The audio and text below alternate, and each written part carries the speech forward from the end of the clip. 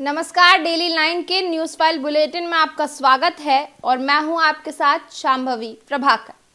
इस बुलेटिन में हम आपको बताएंगे मोदी सरकार के अंतरिम बजट में आज वित्त मंत्री निर्मला सीतारमण क्या ऐलान करेंगी और बताएंगे हेमंत सोरेन की गिरफ्तारी के बाद अब झारखंड का नया मुख्यमंत्री कौन होगा।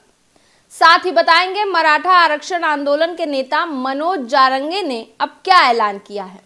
लेकिन उससे पहले एक नजर डालते हैं आज की हेडलाइंस पर।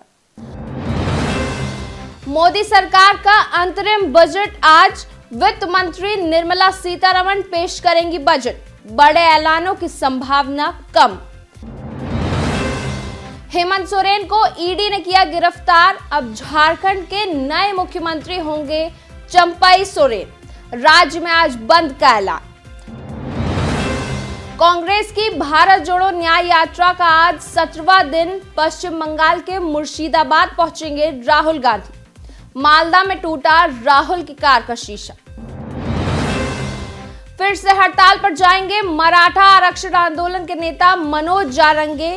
10 फरवरी से अनिश्चितकालीन भूख हड़ताल पर जाने का ऐलान। ज्ञानवापी के व्यास तहखाने में 31 साल बाद हुई पूजा। देर रात मूर्तियां रखकर की गई आरती। डीएम और पुलिस कमिश्नर समेत पुलिस फोर्स रही मौजूद। अब बात करते हैं आज की पहली खबर की। संसद के बजट सत्र का आज यानी 1 फरवरी को दूसरा दिन है। आज वित्त मंत्री निर्मला सीतारमण 2024-25 के लिए बजट पेश करेंगी। ये मोदी सरकार का अंतरिम बजट है क्योंकि अप्रैल मई में आम चुनाव होने हैं। नई सरकार के सत्ता में आने के बाद पूर्ण बजट जुलाई में पेश होने की उम्मीद है। जानकारी के मुताबिक इस बजट में कोई बड़ी घोषणाएं होने की संभावना कम ही है। किसान सम्मान निधि के तहत मिलने वाली रकम को 6,000 रुपए से बढ़ाकर 8,000 रुपए किया जा सकता है। वहीं बजट में महिला किसानों के लिए ये राशि सालाना 6,000 से बढ़कर 12,000 रुपए हो सकती है। इसके साथ ही सरकार अपनी आयुष्मान भारत योजना के तहत बीमा कवर को दोगुना कर 10 लाख रुपए कर सकती है।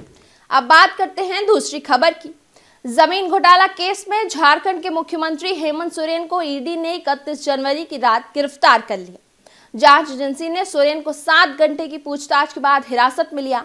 इसके बाद हेमंत सोरेन ने ईडी की हिरासत में राज्यपाल सीपी राधाकृष्णन को सीएम पद से इस्तीफा दिया। फिर ईडी ने उन्हें अरेस्ट कर लिया। अब झारखंड मुक्ति मोर्चा नेता चंपई सोरेन प्रदेश के नए मुख्यमंत्री होंगे। जानकारी के मुताबिक चंपई सोरेन को महागठबंधन के विधायक दल का नेता चुन लिया गया है। माना जा रहा है कि चंपई सोरेन आज मुख्यमंत्री पद की शपथ ले सकते हैं। हेमंत सोरेन ने इस्तीफे के बाद सोशल मीडिया पर लिखा, यह एक विराम है, जीवन संग्राम है, हार नहीं मानूंगा।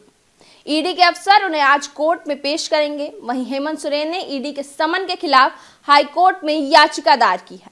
इस मामले की सुनवाई भी आज होगी। उधर हेमंत सोरेन की गिरफ्तारी के बाद आदिवासी मूलवासी संगठन ने आज झारखंड बंद बुलाया है। बात करते हैं अगली खबर की। कांग्रेस की भारत जोड़ो न्याय यात्रा गुरुवार यानी 1 फरवरी को पश्चिम बंगाल के मुर्शिदाबाद पहुंचेगी। इसके पहले बुधवार को भारत जोड़ो न्याय यात्रा पश्चिम बंगाल के मालदा में थी। बिहार में 3 दिन रहने के बाद राहुल की यात्रा वापस बंगाल पहुंची। यहां मालदा में उनकी कार का शीशा टूट गया। पहले खबर आई थी कि राहुल की कार पर पत्थरों से हमला किया गया। इसकी जानकारी अधीर रंजन चौधरी ने दी थी। उन्होंने कहा कि ऐसे हमले बर्दाश्त नहीं किए जाएंगे। वहीं इसके कुछ देर बाद कांग्रेस की सोशल मीडिया प्रमुख सुप्रिया श्रीनेत ने कहा कि राहुल पर हमले की खबर गलत है। उन्होंने कहा कि सुरक्षा घेरे में इस्तेमाल किए जाने वाली रस्से से राहुल की कार की विंडशीट टूट गई थी। अब बात करते हैं अगली खबर की। मराठा आरक्षण आंदोलन के नेता मनोज जारंगे ने फिर से हड़ताल पर जाने का ऐलान किया है। जारंगे ने कहा है कि वे 10 फरवरी से एक बार फिर अनिश्चितकालीन भूख हड़ताल पर जाएंगे। जारंगे ने कहा कि फिर से अनिश्चितकालीन भूख हड़ताल पर बैठने की बहुत जरूरत है। आरक्षण के लिए कानून लागू करना सरकार की जिम्मेदारी है। ये कानून मराठा समुदाय के लिए बहुत महत्वपूर्ण है। उन्होंने कहा कि मैं 10 फरवरी से अनिश्चितकालीन भूख हड़ताल पर बैठूंगा। जारंगे ने आगे कहा कि पिछले 70 सालों में ये पहली बार है कि मराठा समुदाय के पास आरक्षण के लिए एक मजबूत कानून है। इसलिए हमने मुंबई तक मार्च करने की योजना बनाई थी। जब हमें आरक्षण का सर्टिफिकेट मिल जाएगा तो हम एक विजय रैली आयोजित करेंगे। उस दिन को महादिवाली के रूप में मनाया जाएगा। संपूर्ण आरक्षण मिलने के बाद ही मैं सीएम और दोनों डिप्टी सीएम को धन्यवाद दूंगा। अब बात करेंगे अगली खबर की।